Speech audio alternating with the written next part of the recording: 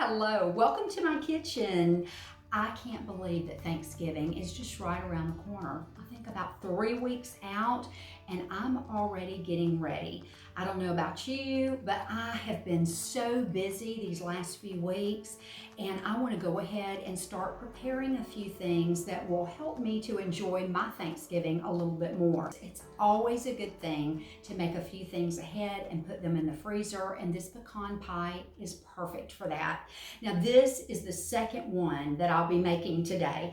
I made this one earlier and there's no way that I can make a pecan pie, put it in the freezer and not give my husband a piece. So when I make pecan pies, I have to make two, one for him and one for everybody else. And look how pretty this turned out. This is my grandmother's recipe and it was the first pie that I've ever made. I've been making this since, I don't know, in my late teens for sure, and it's basically foolproof and it's delicious. I'm starting with 3/4 of a cup of dark brown sugar. You can use light brown, but I love the flavor of dark brown. As I say all of the time, the molasses is what gives the sugar its color and its sweetness. And the darker the sugar, the more molasses, therefore the more flavor you're going to get in your pie. One of the things that my grandmother always did was add a little bit of flour to her pecan pie so that it sets up a little bit better. There's nothing worse than having a runny pie. So this flour, 2 tablespoons, is going to help with that. Next comes a little butter. This is 2 tablespoons of melted butter, and this is going to give this pie just a little extra richness. Now it's time for the Karo syrup. For this particular pie, I'm using a light Karo syrup, but I also love a dark Karo syrup in the pecan pies. Just use whichever one you like. They are both delicious. You can't go wrong with either one, but I'm going to keep it traditional and true to my grandmother's recipe and use the light Karo. And I'm using 3/4 of a cup. There we go. Now I poured that Karo syrup into my cup that I melted my butter in. I love doing that because it helps the Karo syrup come out a little bit easier. This stuff can get sticky and a lot of it will stick to your cup. And that little butter just helped it come right out.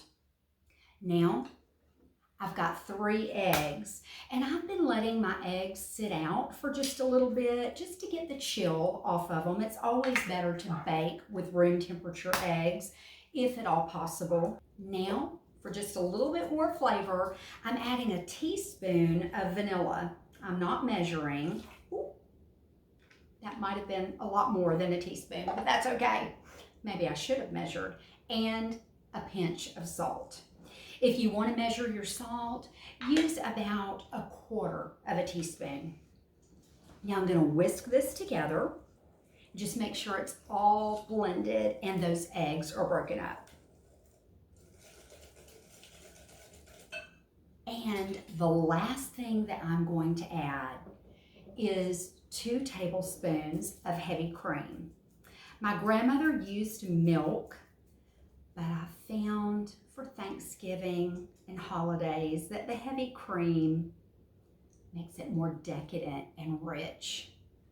So why not? We're all going on a diet in January, right? Now, if you don't want to use the heavy cream, you can definitely use just a whole milk. And look at that. Now for the star of the show.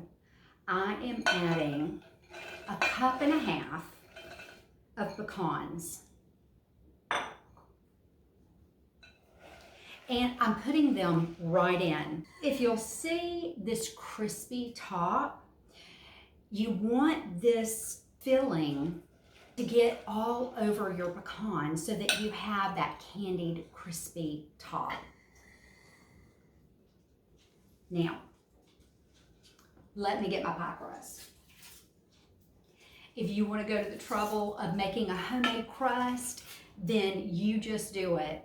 But I'm getting all the help that I can for the holidays, and I'm using a frozen deep dish crust.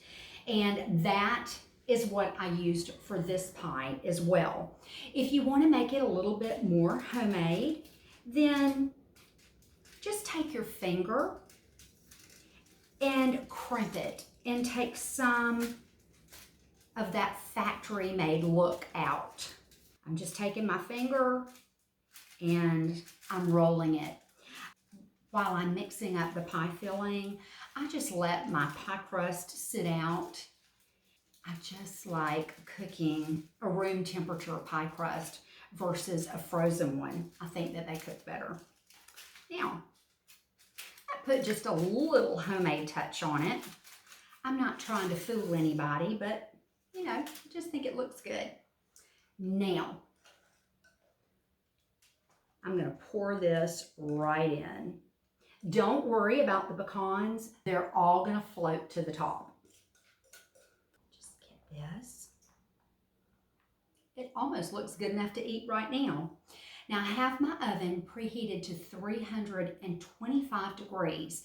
You want to cook your pecans on a little bit of a lower temperature, and this is going to take anywhere from 40 to 50 minutes to cook.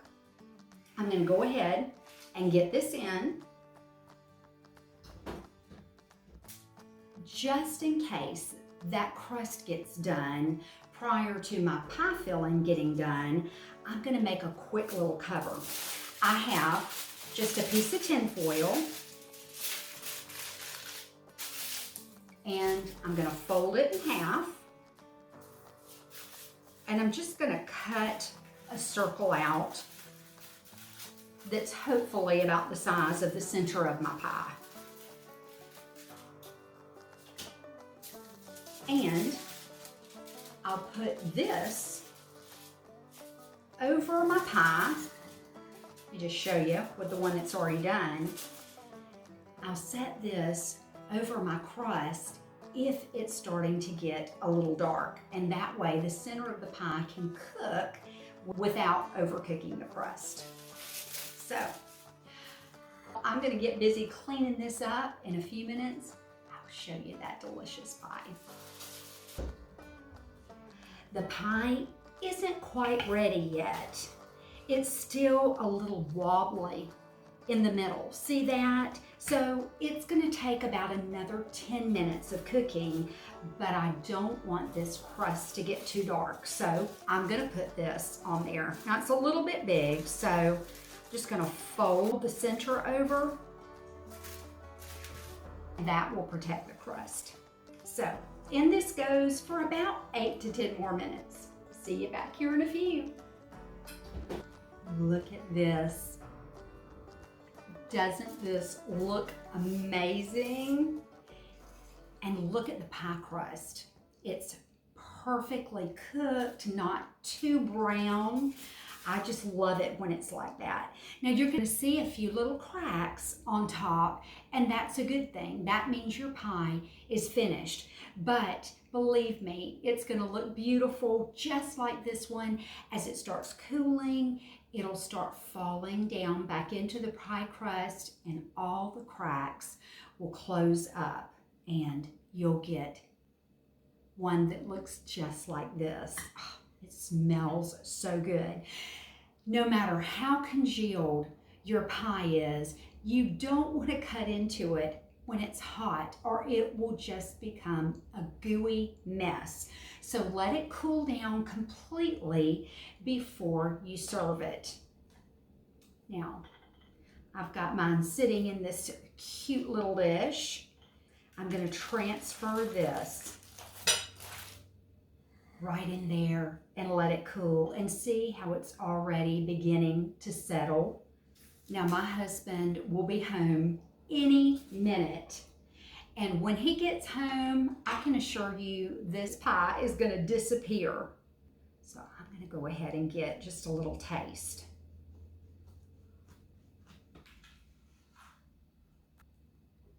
Look at that. See how beautiful think my grandmama would be proud.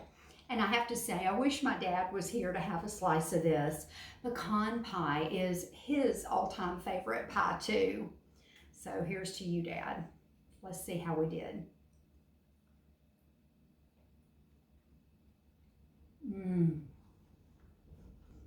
This is perfect. The top of the pie is crispy, just like you want pecan pie to be.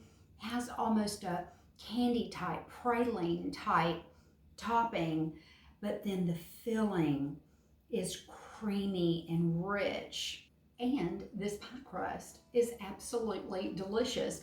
Now, if you want to garnish this with a little caramel sauce or some whipped cream or whatever you enjoy, then you go right ahead and do that. But for us, we like it just like this. You're a blessing to me. Thanks so much for watching today. Would you subscribe to my channel, like this video, and share it with your friends? I appreciate it so, so much. Well, I'm gonna go enjoy the rest of my pie, and I'll see you next time.